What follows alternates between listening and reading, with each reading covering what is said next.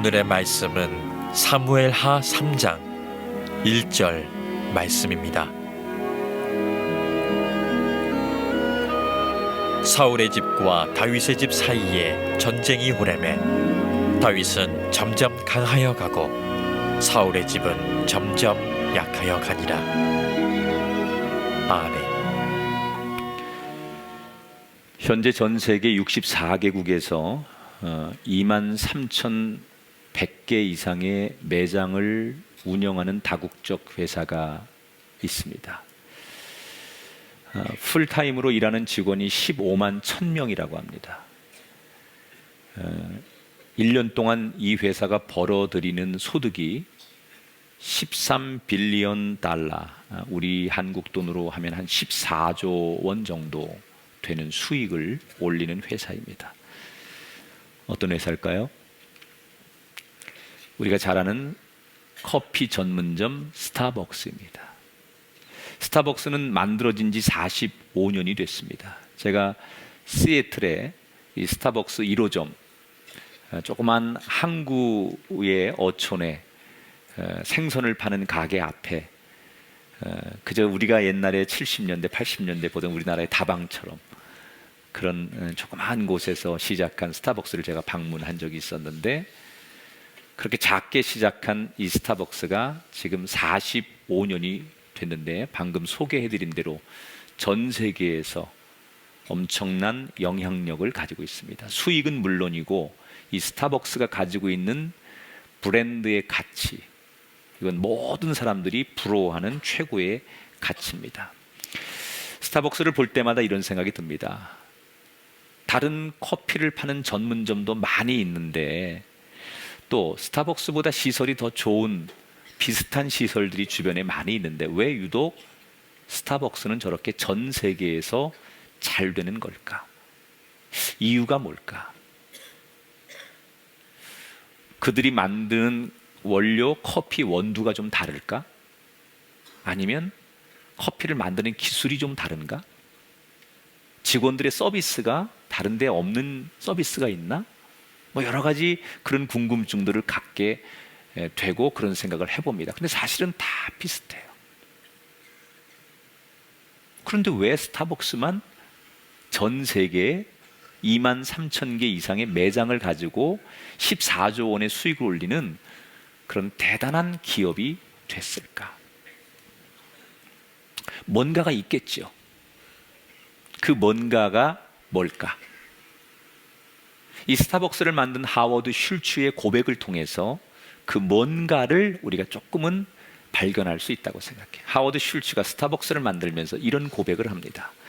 나는 단지 사람들이 우리 가게에 와서 커피를 마시는 것으로 만족하지 않고 우리 가게에 들어와서 커피만이 아니라 분위기를 마시게 하고 싶다. 아니, 우리 가게를 왔다가 가면 내가 마치 지금의 내 신분보다 한 단계 더 상승된 것처럼 대단히 내가 존재감이 있는 사람처럼 여겨지게 만들고 싶다. 이게 하워드 슐츠가 스타벅스를 만들면서 자기 회사의 목표, 자기 기업의 목표처럼 만든 이야기예요. 그냥 커피 맛은 비슷해요. 우리 투썸 플레이스가 훨씬 더 맛있고 쉴만한 물가는 더 맛있고 다 비슷해요. 원두라고 하는 게 수입에서 들어오는 게 다 비슷합니다. 그런데 왜 스타벅스를 더 많이 가느냐? 다른 데 없는 뭔가가 더 있다는 거예요. 그걸 우리가 뭐라고 하느냐? 플러스 알파라고 해요. 다 비슷한데 조금 하나 더 있는 걸 가리켜서 플러스 알파라고 해요. 그러니까 커피 말고 하워드 슐츠의 얘기처럼 거기 가면 내가 굉장히 고상한 사람이 된 것 같고 내가 굉장히 수준 높은 사람이 된 것 같고 내가 굉장히 행복해진 사람처럼 여겨지게 만드는 뭔가 다른 데 없는 플러스 알파가 스타벅스에게는 있다는 거예요. 여러분, 우리 삶을 한번 돌아보세요. 누구나 하루 24시간, 일주일, 1년 365일 다 비슷하게 삽니다. 학생들은 학교 다닐 때 비슷하게 공부하고 누구나 비슷한 길을 갑니다. 그런데 누구는 잘 되고 누구는 안 돼요. 도대체 무슨 차이일까요? 똑같이 공부하고 똑같이 열심히 사는데 왜 누구는 월등히 잘 되고 누구는 그만큼 안 되는 걸까요? 잘 되는 사람에게는 남이 없는 똑같은 것 같은데 플러스 알파가 하나 더 있어요. 여러분, 그리스도인과 그리스도인이 아닌 사람이 똑같이 살아가는 것 같은데 나중에 보면 그리스도인들이 이깁니다. 하나님을 믿는 국가가 이기고 그 역사가 이기고 그 자손이 더 잘 돼요.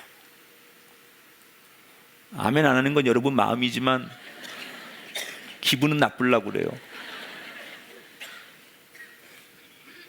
왜 그리스도인은 비그리스도인보다 잘 될 수밖에 없느냐? 한 가지 플러스 알파가 그리스도인에게 더 있어요. 그것은 하나님이 나와 함께 하시기 때문에. 할렐루야. 자, 오늘 성경이 바로 그런 얘기예요. 다윗의 가문과 사울의 가문이 경쟁을 해요. 그런데 다윗의 가문이 점점점 흥하여 이기고 사울의 가문은 망해요. 왜? 왜 한 가문은 망하고 한 나라는 망하고 한 나라는 승승장구하느냐? 남이 없는 플러스 알파가 다윗에게 있었다는 거예요. 지금 다윗이 왕이 됐지만 아직 온전한 왕이 되지 못했다고 했죠? 12지파 가운데 11지파가 사울 왕이 죽었지만 아직 사울 왕의 후손인 막내 아들 이스보셋을 왕으로 세워서 이스보셋을 중심으로 11지파가 사울 왕국을 만들고 있었어요. 그리고 다윗은 겨우 한 지파만, 유다 지파만 다윗을 지지하고, 그러니까 12지파 가운데 11지파는 적이고 한 지파만 다윗을 지지하고 있었어요. 그러니까 상식적으로 보면 다윗이 이스보셋을 이길 수가 없어요. 지도를 보면 알겠지만 그 당시에 차지했던 영토를 보면 이스보셋이 가지고 있는 땅과 다윗의 영토는 비교할 수 없을 만큼 작았어요. 그러니까 당연히 이스보셋이 다윗보다 점점 잘 돼야 되는 게 상식입니다. 그런데 결과는 정반대로 나왔어요. 오늘 3장 1절에 보니까 사울의 집과 다윗의 집 사이에 전쟁이 오래매 다윗은 점점 강하여 가고 사울의 집은 점점 약하여 갔다. 왜 그랬을까요? 다윗에게는 사울의 가문이 갖지 않은 플러스 알파가 하나 더 있었어요. 그게 바로 하나님이었어요. 여러분, 저는 여러분의 가정이, 여러분의 인생과 여러분의 후손이 이 다윗이 가진 플러스 알파, 하나님이 나와 함께 하시는 이 은혜, 이 복을 반드시 소유하게 되기를 축원합니다. 하나님이 함께 하시니까 다윗이 사울에게 없는 복을 받는데 오늘 성경에 어떤 복을 받느냐? 하나님이 함께하는 사람에게는 이렇게 복을 주세요. 첫째는 가정의 복을 주세요. 자, 오늘 1절에 다윗이 점점 강하여진다 이렇게 소개를 하고서 2절부터 5절은 뜬금없이 어떤 얘기를 하느냐? 다윗의 가족들 이름이 쫙 소개가 돼요. 다윗의 그 자녀들, 식구들 이름이 쭉 소개가 돼요. 왜 이렇게 성경에서 다윗의 자녀들의 이름을 쭉 나열을 했을까? 여긴 굉장히 어떤 시사하는 의미가 좀 있습니다. 성경의 세계에서 언제나 특히 구약 성경에서는 이 자녀는 굉장히 큰 축복과 풍요의 상징이에요. 여러분, 지금부터 수천 년 전의 고대 시대에는 집에서 남자아이가 하나 태어나면 이거는 곧 그 집의 평생의 노동력이 되고 또 그게 군사력이 되는 거예요. 그래서 남자아이 하나가 태어나면 이건 엄청난 재산이에요. 그래서 신이 나에게 주는 가장 큰 축복 가운데 하나가 뭐냐? 아이를 많이 낳으면 그게 그 사람에게 가장 축복하는 거라고 생각을 해요. 창세기 14장에 보면 아브라함이 조카 롯을 구하러 갈 때 데리고 간 군사가 몇 명이에요? 318명이에요. 또 에서가 야곱을 마중 나올 때 데리고 나왔던 군인들의 숫자가 400명이에요. 여러분 지금도요. 종업원을 한 300~400명 정도 거느리는 기업은 큰 기업입니다. 지금도 만약에 여러분이 무슨 식당을 운영하거나 집에서 뭘 하는데 여러분이 내가 종업원을 한 400명 정도 거느리고 있다. 이거 대단히 큰 기업이죠. 그런데 하물며 지금부터 수천 년 전에 이 고대 시대에 자기가 거느리는 그 병사의 숫자가 몇백 명이 됐다. 이건 굉장히 큰 거죠. 지금처럼 인구가 많은 때도 아니고 이렇게 규모 있을 때가 아니니까 이 당시에 몇백 명이라는 것은 지금 몇십만 명, 몇백만 명이라고 해도 과언이 아닐 정도로 엄청난 규모였다는 거죠. 그러니까 출산이라는 것은 축복이에요. 그래서 여러분 그 성경에 보면 이방인들이 제일 많이 섬기는 우상이 뭐예요? 이방인들이 제일 많이 섬기는 신이 다산의 신이에요. 출산을 많이 하게 해주십시오 라고 빌면서 섬겼던 우상들이 제일 성경에 많아요. 그 대표적인 우상이 아스타롯이죠.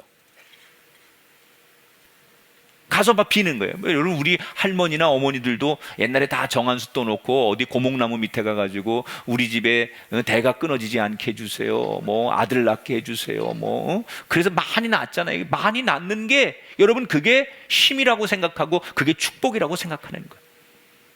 지금 성경에서 하나님이 다윗에게 복을 주신 증거 가운데 하나가 뭐냐?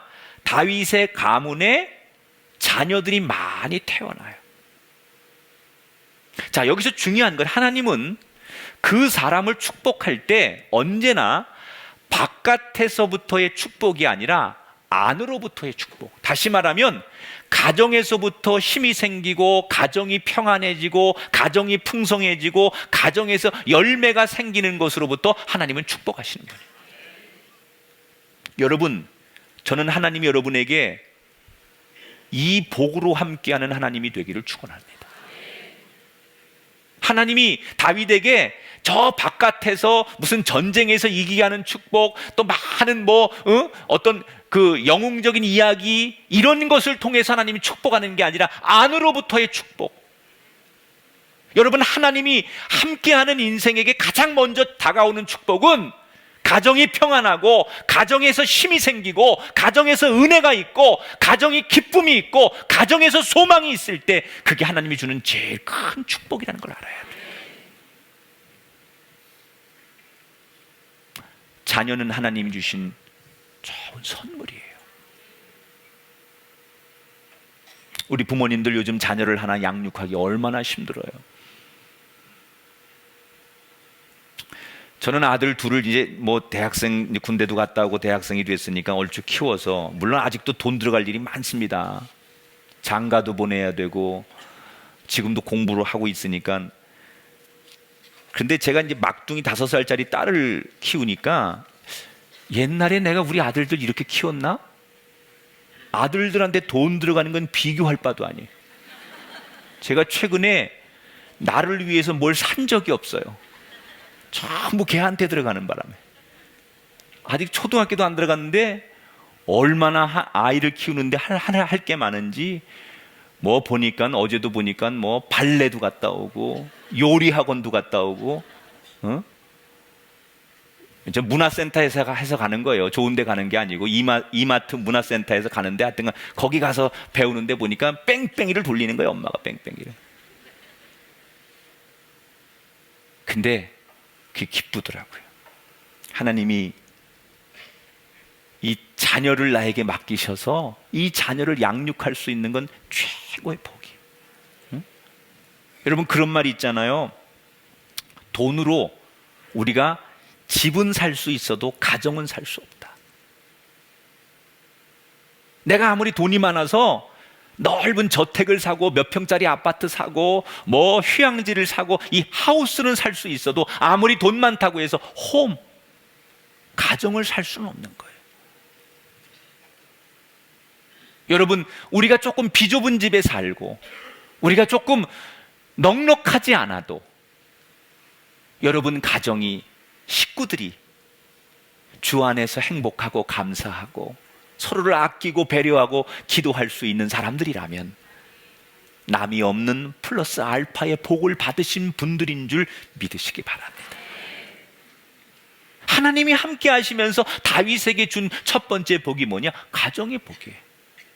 우리는 대개 복을 이야기할 때 바깥에서 들어오는 복이 좋은 복인 줄 알아요. 하나님은 안으로부터 흘러나가는 복, 가정을 통하여 밖으로 나가는 복, 이 복을 먼저 주시는 분이에요. 여러분들의 삶에 회복이 일어나기 전에, 경제적 회복 또는 사회적 회복이 일어나기 전에 가정의 회복, 가정의 축복, 가정의 은총을 통하여 여러분 삶에 큰 은혜가 임하기를 주의 이름으로 축원합니다. 하나님이 함께 하시니까 다윗이 어떤 복을 받아요? 두 번째는 원수조차도 나를 위해 사용되게 만드셨어요. 우리가 이 사무엘하 2장 3장을 읽어보면 다윗, 이스보셋 요 사람들 이름 말고 주목해 볼 이름이 2명 정도 더 나와요. 그 중에 한 이름이 아브넬이라는 장군의 이름을 봐야 돼요. 이 아브넬 장군은 어떤 사람이냐? 다윗의 눈으로 볼 때는 적군이에요. 이스보셋의 왕 밑에서 가장 중요한 일을 하는 충성스러운 사울의 가문의 중요한 신하 중에 한 사람이에요. 그런데 비록 적군이긴 하지만 다윗의 눈에는 이 아브넬 장군이 꽤 괜찮은 사람이에요. 성경에 보면 아브넬 장군을 어떻게 묘사하느냐? 2장에 보면 이 아브넬 장군이 다윗 군대하고 전쟁을 하는데 전쟁을 불가피하게 하지만 같은 동족끼리 이렇게 우리가 서로 죽이고 피를 많이 흘리는 일은 가능하면 하지 말자 해서 군사들을 가능하면 이렇게 피 많이 안 흘리게 하고 많이 살생하지 않으려고 하는 그런 에피소드가 2장에 나와요. 그리고 이 아브넬 장군이 죽었는데 그가 전사한 뒤에 사망한 다음에 그 주변에 많은 사람들이 이 아브넬 장군의 죽음을 보고서 어떻게 반응하는지가 3장 34절에 나오는데 이렇게 소개합니다. 온 백성이 그를 슬퍼하여 운이라 그랬어요. 온 백성들이 아브넬 장군이 죽고 떠나간 자리에서 슬퍼하면서 애도했다 그랬어요. 그러니까 이 사람이 비록 적군이긴 하지만 어떤 삶을 살았는지 대충 이 사람의 인품과 삶을 살아온 스토리를 알 수 있는 대목이에요. 그런데 이렇게 비록 적군이지만 괜찮게 여겼던 이 아브넬 장군에게 어느 날 불행한 일이 시작이 됩니다. 자, 이스보셋이 왕인데 이스보셋 왕에게 이 아브넬 장군이 미움을 사기 시작하는 계기가 하나 생깁니다. 어느 날 왕의 귀에 어떤 소문이 들려오느냐? 이 충성스러운 자기 신하 아브넬이 자기 아버지 사울이 지금 죽고 없는데 자기 아버지 사울이 살아있을 때 여러 명의 왕비를 거느렸어요. 그 중에 한 왕비, 첩이죠. 아버지는 죽고 없지만 아버지가 같이 살던 그 왕비 첩이 있는데 그 배다른 어머니인데 이 아브넬 장군이 자기 배다른 어머니하고 연애를 한다, 사귄다 이런 소문을 듣게 됐어요. 사실인지 아닌지 몰라요. 누가 음해한 건지 몰라요. 그러나 하여튼간 그런 얘기를 듣고 이 이스보셋 왕은 아브넬 장군을 미워하기 시작해요. 왜? 자기 배다른 어머니하고 그러는 것도 기분 나쁘지만 잘못하면 자기 어머니는 그래도 왕비니까 왕비하고 가장 실력 있는 실세인 아브넬 장군이 결탁을 하면 자기 왕의 자리를 빼앗을지도 모른다는 그런 불안감 때문에 분노해서 이 이스보셋이 아브넬 장군을 미워하고 정치적으로 제거를 합니다. 그래서 둘 사이가 벌어지게 돼요. 여러분 기억하세요. 잘 사는 사람은, 잘 되는 사람은 관계가 좋아요. 여러분 행복한 가정, 잘 되는 가정은 부부 관계가 좋고 자녀들의 관계가 좋고 형제 간의 관계가 좋아요. 어느 공동체든지 잘 성장하는 사람은 관계를 잘해요. 그런데 안 되는 사람은 똑똑하기는 않고 똑똑하기도 하고 재능도 있고 다 여건과 능력이 되지만 관계가 안 좋은 사람은 잘 안 돼요. 그래서 잘 되려면 언제나 우리가 뭘 해야 되느냐? 관계가 좋은 사람이 돼야 돼. 관계가 좋으려면 다른 거 없습니다. 서로 존중하고 배려하고 그래야만 잘 되는 거예요. 관계라는 건 노력하지 않으면 안 돼요. 나는 가만히 있는데 무조건 다 와서 나한테 잘해주기를 바라는 게 아니라 나도 그만큼 노력해야만 관계는 잘 되는 거예요. 2차 세계대전을 잘 종식시킨, 승리로 이끈 영웅 두 사람이 있지요. 한 사람은 영국의 처칠이고 또 한 사람은 미국의 루즈벨트예요. 이 두 사람이 2차 세계대전을 승리로 이끈 아주 절친인데 사실은 두 사람은 굉장히 다른 스타일의 리더십을 가지고 있습니다. 처칠은 한마디로 불과 같은 사람이에요. 굉장히 직선적이고 그리고 다혈질적이고 저돌적입니다. 그리고 워낙 술을 좋아해가지고 하루에 반 정도는 알코올 냄새를 풍기면서 술에 취해 있을 정도로 그런 중독증을 보일 만큼 그런 사람이 처칠이에요. 그런데 비해서 루즈벨트는 물과 같은 사람이에요. 아주 소극적이고 또 자기 속내를 잘 드러내지 않고 혼자 계산을 많이 하는 사람. 그런데 이 두 사람이 불과 물과 같은 이 두 사람이 만나서 친구가 되고 끝까지 2차 세계대전을 승리로 이끄는 좋은 관계를 유지하게 돼요. 어떻게 그게 가능했느냐? 서로가 노력했다는 거예요.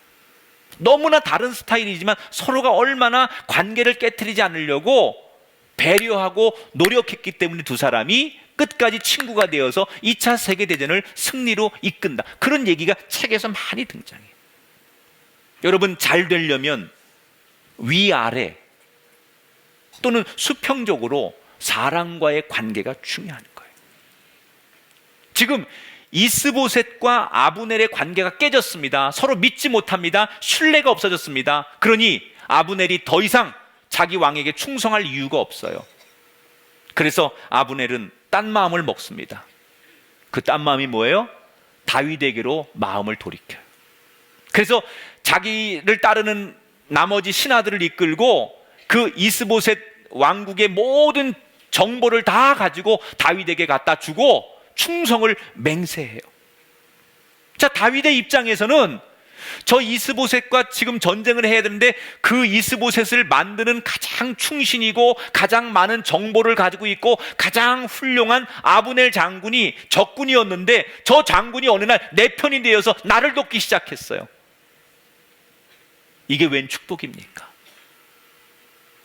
하나님이 함께하면 원수인 줄 알았는데 내 편이 아닌 줄 알았는데 적인 줄 알았는데 그것까지도 들어서 내 편이 되게 하시고 나를 위해 일하게 하시는 하나님의 섭리를 우리 모두 경험하게 되기를 주의 이름으로 축원합니다.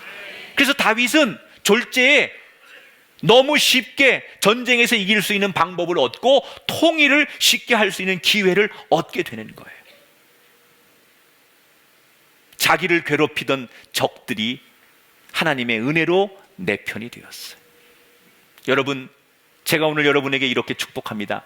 혹시 여러분 인생을 살면서 여러분을 괴롭히는 것들이 여러분에게 언젠가 반드시 돌아오는 축복을 받게 되길 바랍니다. 여러분을 괴롭히던 물질이, 여러분을 괴롭히던 건강이, 여러분을 괴롭히던 사람이, 여러분을 괴롭히던 미래의 진로가 여러분 편이 되기를 주의 이름으로 축원합니다. 이게 플러스 알파의 복이에요. 하나님이 함께하면 평생 내 편이 아닌 것인 줄 알고 나에게 도움이 안 될 것 같은 그것까지도 들어서 하나님이 내 편 되게 하시는 거예요. 자, 이제 다윗은 정말 통일이 목전에 다 눈에 보입니다. 이제 거의 다, 이제는 완전히 얻을 걸 다 얻었어요. 그런데 우리 옛말에 호사다마라는 말이 있습니다. 다 된 밥에 누가 재를 뿌려서 엎어지게 만드는 경우가 있습니다. 다 이제는 아브넬 장군까지 하나님이 그렇게 다 내 편이 되게 하시고 그래서 이제는 통일의 기회를 다 얻었나 하고 있는 바로 그때 참 어처구니 없는 사건 하나가 일어납니다. 요압이라는 장군을 또 한번 기억해요. 요압. 아까는 아브넬 장군이었고 이번엔 요압이라는 장군을 기억해야 되는데 이 요압이라는 사람은 누구냐? 다윗의 충신이에요. 다윗이 광야에 있을 때부터 늘 함께해서 왕이 될 때까지 다윗 옆에서 다윗의 심중을 가장 잘 알면서 충성했던 최고의 충신 중에 한 명이 요압이라는 장군이에요. 그런데 이 요압이라는 장군이 이번에는 다윗의 그 엄청난 통일 프로젝트를 완전히 망가뜨려 버리게 됩니다. 어떤 일이 있었느냐? 아브넬 장군이 다윗에게 와서 충성을 맹세하고 이제 모든 정보를 다 주고 다시 돌아가는데 이 요압이라는 장군이 이 아브넬 장군을 중간에 살해하게 돼요. 그를 함정에 빠뜨려서 그를 죽입니다. 아브넬 장군이 비록 적군이지만 이제 다윗에게 큰 힘이 되고 다시 돌아가서 이제 모든 것을 한순간에 무너뜨리게 할 수 있는 중요한 일을 해야 되는데 다윗의 충신이었던 이스라엘의 충신이었던 요압이 그 아브넬을 중간에 죽이면서 모든 프로젝트가 완전히 어긋나기 시작했어요. 요압은 왜 이렇게 엄청난 실수를 하게 된 걸까? 두 가지 이유가 있어요. 이 요압에게는 아사헬이라고 하는 동생이 하나 있습니다. 그런데 이 동생이 전쟁에 나가서 전사를 했는데 그 전쟁에서 자기 동생을 죽인 사람이 누구냐? 바로 아브넬 장군이었어요. 그러니까 자기 동생을 죽인 이 아브넬은 평생의 원수였는데 그 원수가 이제 자기 편이 되어가지고 왔다가 돌아가는 걸 보면서 도저히 용서할 수가 없는 거예요. 동생의 원수를 갚아야겠다는 그런 사적인 감정이 발동하면서 아브넬 장군을 암살하게 돼요. 이게 첫 번째 이유고 또 한 가지 이유가 있어요. 아브넬 장군이 지금 이스라엘에 와서 다른 지파들에게 인정을 받고 또 지금 다윗 왕에게 인정을 받고 이렇게 그의 인기가 점점점 높아지는 걸 보니까 자기가 그동안 누렸던 2인자의 자리가 이 아브넬 때문에 통일이 되면 없어질 것이라고 하는 두려움이 생기기 시작했어요. 혹시라도 내가 다윗 왕에게 그동안 받았던 총애와 내 충성심이 저 아브넬 때문에 내가 밀려나고 내 위치가 없어지는 것 아니냐, 이런 정치적인 질투하는 마음, 그런 불안한 마음 때문에 아브넬을 죽이고 싶었어요. 그래서 그는 긴 안목으로 생각하지 못하고 충동적인 감정 그리고 얕은 자기의 생각 때문에 아브넬을 죽이게 됩니다. 다른 사람도 아니라 다윗의 마음을 누구보다 잘 알고 다윗을 도와줘야 될 요압이라는 사람이 다윗이 지금 걸어가야 되는 엄청난 일에 죄를 뿌렸습니다. 큰일 났습니다. 더 큰 문제는 이 아브넬이 죽으니까 모든 다른 지파들이 이것은 다윗의 명령에 의해서 다윗의 계획에 의해서 아브넬이 살해당했다고 사람들이 오해를 하기 시작합니다. 그래서 다윗을 지지하고 다윗을 따라가려고 했던 모든 민심이 다윗에게로부터 돌아서기 시작했어요. 민심이 빠져나가는 거예요. 이 요압이라는 장군의 실수 하나 때문에 너무 중요한 사람을 잃은 것뿐만 아니라 주변에 자기를 따르던 많은 숨어있는 지지를 한꺼번에 다윗은 잃어버리게 되었습니다. 자기 정치 인생의 가장 큰 위기를 다윗이 만나는 거예요. 이때 다윗은 이 위기를 어떻게 돌파하느냐? 한 가지를 선택해요. 따라합시다. 진실로. 따라합시다. 진심으로. 지금 자기 앞에 닥친 정치적인 가장 큰 위기를 다윗이 어떻게 돌파하느냐? 진심 하나 가지고 돌파해요.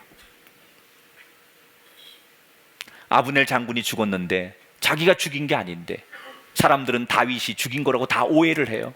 그래서 다윗에게 다 지금 등을 돌렸어요. 그때 이 다윗이 아브넬의 장례식장을 찾아가요. 그리고 32절에 보면 아브넬을 헤브론에 장사하고 아브넬의 무덤에서 왕이 소리를 높여서 울고 백성들도 함께 따라서 울었다. 이렇게 나와요. 사람들이 뭐라고 오해하든, 사람들이 뭐라고 얘기하든, 사람들의 민심이 어떻게 떠났든 간에 다윗은 어떻게 해요? 진심으로 그 죽음 앞에서 정말로 마음 아파서 정말로 사랑하는 마음으로 거기서 통곡하며 울기 시작해요.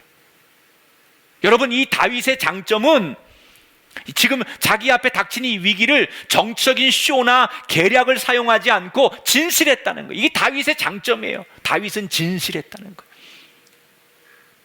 다윗이 여러분 실수도 하고 다윗이 어려움도 겪지만 다윗의 장점은 뭐예요? 그래도 결정적인 순간에 그는 진실했어요. 그래서 하나님이 그를 또 사용하는 거예요. 따라합시다. 진실은 통합니다. 다시 한번, 진심은 통합니다. 처음에는 수많은 백성들이 저건 다윗이 꾸민 일이고 다윗이 단물만 다 빼먹고 저 아브넬을 죽였다라고 다 오해할 때 이걸 어떻게 무슨 여론화를 하거나 사람들을 이용해서 누구를 누명을 씌우거나 이러지 않고 다윗은 묵묵히 그 아브넬한테 다가가서 진정으로 자기 마음, 슬프고 사랑하는 마음을 그 장례를 통해서 진심으로 보여줬어요. 그랬더니 시간이 지나면서 다윗의 진심을 알게 된 백성들이 다윗이 꾸민 일이 아니라는 것을 조금씩 알게 되면서 그 정치적인 큰 위기에서 다윗이 다시 회복하고 일어나게 되었어요. 백성들이 나중에는 다윗의 진심을 알고 나서 36절에 보니까 온 백성이 보고 기뻐하며 왕이 무슨 일을 하든지 무리가 다 기뻐했다고 했어요. 그러니까 진심이 통하니까, 그 진정을 알게 되니까 오히려 떠났던 민심들이 더 큰 무리가 되어서 돌아와서 다윗을 지지해주고 다윗을 응원해주기 시작했어요. 여러분, 혹시 다 된 일에 누가 여러분 예기치 않은 일로 죄를 뿌려도 하나님이 그것까지도 바꿔서 그 위기를 기회로 만드시는 분, 그분이 바로 하나님이십니다. 사울에게는 없는 다윗에게 있는 한 가지 플러스 알파가 더 있었어요. 하나님이 함께 하셨다는 거예요. 사랑하는 여러분, 여러분에게 이게 하나 있어야 돼요. 열심히 사는 것만 가지고 중요하지 않아요. 열심히 공부하는 것만 가지고 중요하지 않아요. 이 하나가 있어야 돼요. 남이 없는, 세상 사람이 없는 나에게는 하나님이 함께 하신다. 그래서 여러분에게도 다윗처럼 하나님이 가정을 통한 복을 주시고 원수조차도, 적군을조차도 나를 위해서 일할 수 있는 것으로 바꿔주게 하시고, 내가 계획하고 내가 생각한 대로 잘 되다가 어느 순간에 예기치 않은 일로 뭐가 엎어지고 잘 이끌어져도 마지막 순간에 그 위기를 기회로 바꾸게 하셔서 결과를 더 아름답게 만드시는 그 하나님의 역사와 섭리를 우리 모두 경험할 수 있게 되기를 축원합니다. 제가 오늘 3장의 1절하고 33절의 말씀, 36절의 말씀을 합해서 이렇게 제가 오늘 화면에 띄워봤어요. 다윗의 집은 점점 강하여 가고 온 백성이 보고 기뻐하며 왕이 무슨 일을 하든지 무리가 다 기뻐하니라. 이 말을 마지막으로 여러분이 여러분의 이름을 불러가면서 고백하고 오늘 설교를 마치려고 해요. 이렇게 하세요. 김학중의 집은 점점 강하여지고 김학중이가 무슨 일을 하든지 사람들이 축복하고 다 기뻐하더라. 여러분의 입술로 여러분의 이름을 하나님 앞에 크게 불러가면서 기도하는 마음으로 이 고백을 드리고 오늘 설교를 마치겠습니다. 시작.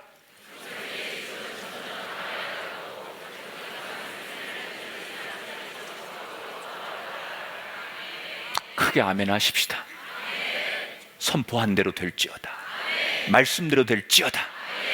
플러스 알파의 복을 누리는 아름다운 저와 여러분의 인생이 되기를 주님의 이름으로 축원합니다.